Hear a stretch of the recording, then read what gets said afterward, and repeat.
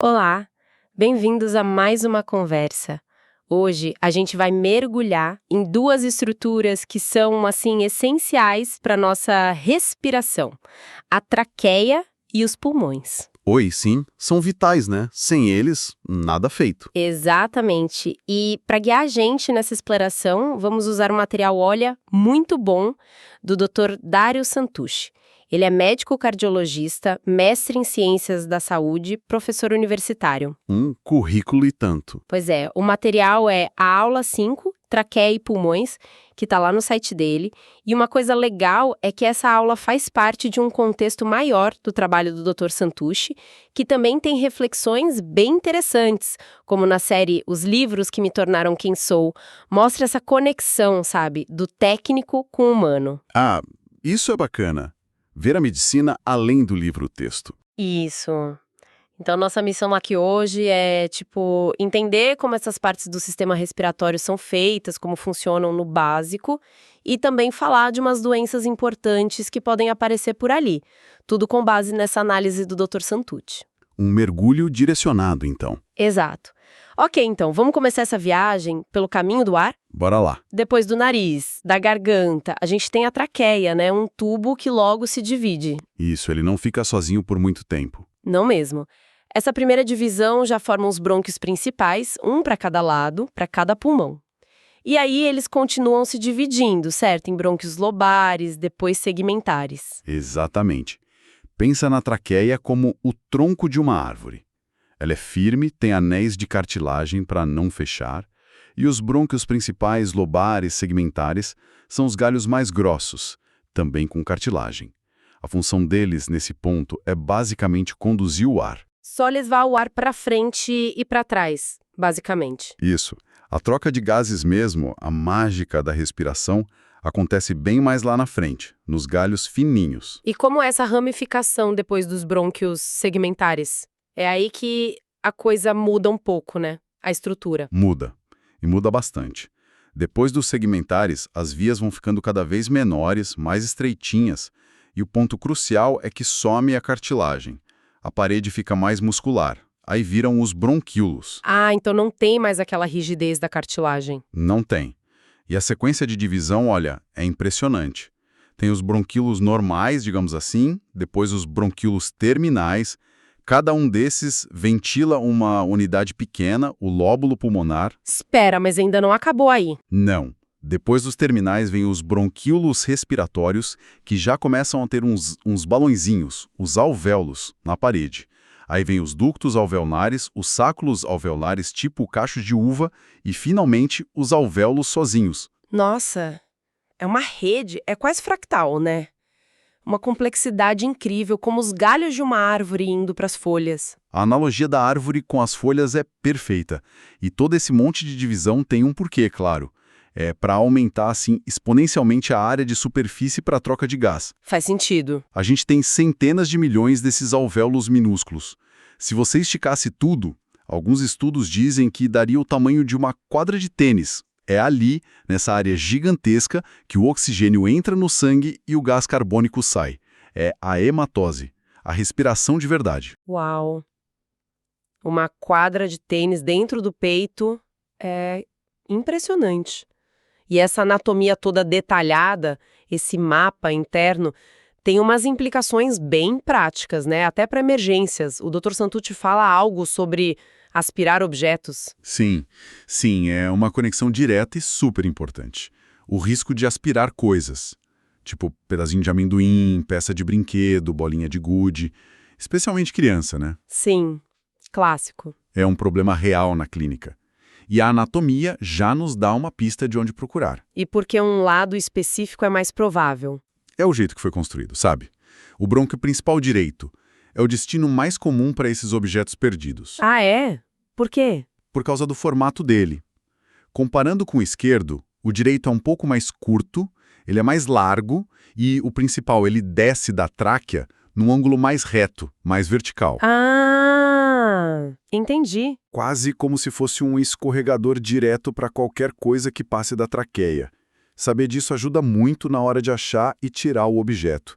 É anatomia pura aplicada à emergência. Entendido. Faz toda a diferença conhecer esse detalhe. Bom, seguindo o caminho do ar, depois dessa árvore toda, chegamos nos pulmões mesmo, direito e esquerdo. Mas eles não são iguaizinhos, né? Não são, não. O pulmão direito é um pouquinho maior, ele tem 3 partes, 3 lobos, superior, médio e inferior. Já o esquerdo... Só 2. Só 2, superior e inferior. Falta o lobo médio no esquerdo. E essa diferença de tamanho e de lobos é em grande parte por causa do coração. O coração fica mais para a esquerda no tórax. Aí ocupa um espaço que no direito é do lobo médio. Ah, o coração rouba um espacinho ali e os 2 pulmões são envolvidos por uma membrana, a pleura. O material diz que ela é dupla. Como é isso? Essa membrana é como se fosse uma bolha. Ela é fina e pega o pedacinho todo do pulmão. E esse vago é um espaço ruim entre as 2 folhas dela, que guarda um líquido, para que o pulmão possa expandir com facilidade e sem esforço no dia a dia. Imagina um saco de parede dupla bem fininho envolvendo cada pulmão. A camada de dentro, a pleura visceral, está colada no pulmão, grudada mesmo, seguindo cada curvinha dele. Certo. E a camada de fora, a pleura parietal, reveste por dentro a parede do tórax, a parte de cima do diafragma e as laterais do mediastino. O mediastino é aquela região central entre os pulmões. E entre essas 2 camadas, a visceral e a parietal, tem um espaço ali. O texto fala que é um espaço potencial, meio virtual. Potencial é a palavra-chave. Normalmente não tem um espaço aberto ali. As 2 pleuras ficam quase encostadas, só com a película finíssima de líquido no meio. Um líquido ceroso, tipo um lubrificante. Ah, para deslizar melhor. Exatamente. O Dr. Santucci até compara com um pericárdio, que envolve o coração e também tem um líquido. A função desse líquido pleural é essa, deixar os pulmões deslizarem macio contra a parede do tórax e o diafragma quando a gente inspira e expira. Reduz o atrito. É um sistema super eficiente. Legal. E tem uma diferença importante na sensibilidade delas, né? Qual camada dói? Ah, isso é crucial. A pleura parietal, a de fora que está em contato com a costela, com a parede do tórax, essa é super sensível. Dói, sente pressão, temperatura.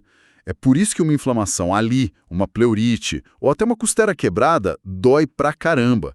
Sabe, uma dor aguda, bem localizada, que piora quando respira fundo ou tosse. Entendi. Agora, a pleura visceral, a que está colada no pulmão, essa quase não tem sensibilidade para a dor. Nossa, que diferença. Pois é, isso explica porque às vezes uma doença dentro do pulmão mesmo pode crescer bastante sem doer, a não ser que ela chegue a encostar ou invadir a pleura parietal. Ah, e importante, cada pulmão tem seu próprio saco pleural, separado. O mediastino separa tudo. Se um pulmão tiver um problema, tipo colapsar, o outro pode continuar funcionando. Uau, essa separação é uma segurança em tanto. E essa diferença na dor da pleura ajuda a entender as dores no peito, né? Faz sentido. Você falou do mediastino, o pulmão se conecta com essa área central, certo? Tem um ponto de entrada e saída. O hilo? Isso, o hilo pulmonar. Pensa nele como a raiz do pulmão ou o portão principal. Fica na face medial, a que olha para o meio do peito. É por ali que tudo entra e sai. O brônquio principal entra, a artéria pulmonar chega trazendo sangue venoso do coração. Aquele sangue que precisa de oxigênio. Exato, para buscar oxigênio nos alvéolos. E as veias pulmonares saem por ali também, levando o sangue já oxigenado de volta para o coração. Além disso, passam nervos, vasos linfáticos. É o centro de conexão vital do pulmão. Perfeito. Vamos só recapitular rapidinho essas estruturas de sangue que você mencionou, que são chave para a função. A árvore brônquica é o caminho do ar. A artéria pulmonar leva o sangue sujo, pobre em oxigênio, do ventrículo direito para os pulmões para fazer a hematose, a troca. E as veias pulmonares trazem o sangue limpo, rico em oxigênio, de volta para o átrio esquerdo do coração, pronto para ir para o corpo todo. Resumo perfeito. A circulação pulmonar é única nesse aspecto. Tendo essa arquitetura toda em mente, árvore brônquica, pulmões, pleura, vasos, fica mais fácil entender como funciona, mas também é onde podem surgir problemas. E o material do Dr. Santucci traz luz sobre algumas doenças importantes, começando com um dado bem forte sobre câncer de pulmão. A aula destaca algo alarmante. O câncer de pulmão é a principal causa de morte por câncer no mundo. Em muitos lugares, tanto para homens quanto para mulheres. É um problemão de saúde pública. Nossa, é um dado que assusta mesmo. E ele pode começar em lugares diferentes, né? Pode ser lá nas células dos alvéolos na periferia, ou, o que é mais comum, nas células que revestem as vias aéreas maiores, tipo os brônquios ou até a traqueia. Entendi. E além do câncer, como o material agrupa outras doenças crônicas do pulmão? Parece que tem uma divisão principal ali. Sim, o Dr. Santucci usa uma classificação bem prática para a gente entender o problema básico de muitas doenças crônicas. Ele divide em 2 grandes grupos. Primeiro, a DPOC, Doença Pulmonar Obstrutiva Crônica. DPOC, ouço muito falar. É um termo que engloba principalmente a bronquite crônica e o enfisema. Muitas vezes a asma entra aí também, funcionalmente falando. O problema-chave na DPOC é a dificuldade para soltar o ar. O ar entra, mas fica meio preso, por causa de inflamação, excesso de muco ou porque as paredes dos alvéolos que ajudam a manter as vias abertas se destroem, como no enfisema. Ah, então o problema é na expiração. E o outro grupo? O outro grupo é a doença pulmonar restritiva crônica. O exemplo clássico que ele cita é a fibrose pulmonar. Aqui o problema é outro, é a redução da complacência pulmonar. Complacência, o que é isso? Na prática, como sentir isso? Complacência é elasticidade ao pulmão. Pensa num balão de festa novinho, ele enche fácil, é complacente. Agora um balão velho, meio duro, ressecado, custa para encher.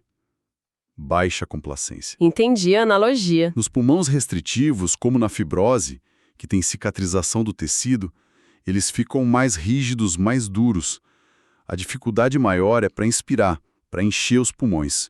O volume total deles diminui. Ah, então a diferença é clara. DPOC obstrui a saída do ar, doença restritiva dificulta a entrada e a expansão. Parece fundamental para o diagnóstico, né? Totalmente. Muda tudo na abordagem. E além dessas crônicas, a aula também fala da pneumonia. Uma infecção aguda nesse caso. Exato. E destaca como ela ainda é séria. Cita um dado dos Estados Unidos que ela seria responsável por tipo 1/6 das mortes totais. Mesmo com antibiótico e tudo, ainda é uma ameaça. Impressionante. E quem corre mais risco? A aula aponta os grupos mais vulneráveis, crianças bem pequenas, idosos e quem já tem outros problemas, tipo insuficiência cardíaca, DPOC, diabetes, alcoolismo. O exemplo que ele dá é a pneumonia pneumocócica, causada por uma bactéria bem comum, o Streptococcus pneumoniae. Ela causa uma inflamação que enche os alvéolos de líquido, de pus. Aí complica muito a troca de gases. Entendi. Bem, então o que a gente tira disso tudo? Fizemos essa viagem, né? Desde a traqueia, descendo para essa árvore brônquica super ramificada, até os alvéolos pequenininhos onde o gás troca de lugar. Vimos como os pulmões são protegidos pela pleura, como eles não são simétricos. E demos uma olhada nas principais doenças. Câncer, as obstrutivas, tipo DPOC, as restritivas, tipo fibrose, e a infecção aguda, que é a pneumonia. E se a gente conectar tudo isso, a gente vê como entender a anatomia, tipo, por que o brônquio direito é mais inclinado ou onde o câncer costuma começar, é, sim, fundamental para a clínica. Ajuda a pensar na aspiração, a investigar um tumor, a entender os sintomas das doenças crônicas. Faz o link, né? Exato. No fim das contas, essa estrutura toda, complexa, serve para uma coisa: garantir a hematose, a oxigenação do sangue que vai para cada célula do corpo. Estudar o sistema respiratório é, no fundo, estudar uma das bases da nossa vida. Perfeito. Então, recapitulando rapidinho os pontos-chave dessa nossa exploração baseada na aula do Dr. Dario Santucci, a arquitetura incrível das vias aéreas que maximiza a troca, a pleura com a sua função de proteger e lubrificar e aquela sensibilidade diferente, e o impacto gigante de doenças como câncer de pulmão, DPOC, pneumonia. Pontos essenciais. E lembramos de novo da nossa fonte, o Dr. Dário Santucci, cardiologista, mestre em ciências da saúde, professor que nos guiou com a expertise dele. Como a gente falou no começo, essa análise faz parte de um trabalho maior dele, que inclui a série Os Livros que Me Tornaram Quem Sou, mostrando essa busca por juntar o técnico e o humano. E a aula termina com uma frase ótima atribuída a José de Letamendi Mangeres. O médico que só sabe medicina, nem medicina sabe. Essa frase é um gancho excelente para pensar um pouco mais, né? Levanta uma questão importante. Poxa, a gente viu como essas doenças pulmonares, câncer, DPOC, são comuns e graves. Muitas delas, a gente sabe, estão ligadas a fatores de risco que dariam para evitar, né? O cigarro, por exemplo, é uma sombra que paira sobre tudo isso. Com certeza. Então, fica a pergunta. Qual o tamanho da importância da gente se conscientizar sobre isso, da prevenção? E, por outro lado, pensando que nossos pulmões estão o tempo todo em contato com o ar de fora, com poluição, poeira, micróbios, não é incrível também a capacidade que eles têm de se defender e se reparar? É verdade. Uma resiliência impressionante. Pois é. Talvez pensar nesse equilíbrio delicado, sabe? Entre a força do pulmão e a sua vulnerabilidade. Talvez isso nos dê uma noção melhor da importância de cuidar ativamente da nossa saúde respiratória. Fica aí a reflexão. Uma excelente reflexão para a gente fechar nossa análise de hoje sobre a traqueia e os pulmões, com base no que o Dr. Dário Santucci compartilhou. Esperamos que essa conversa tenha sido útil e tenha trazido novas ideias para todo mundo.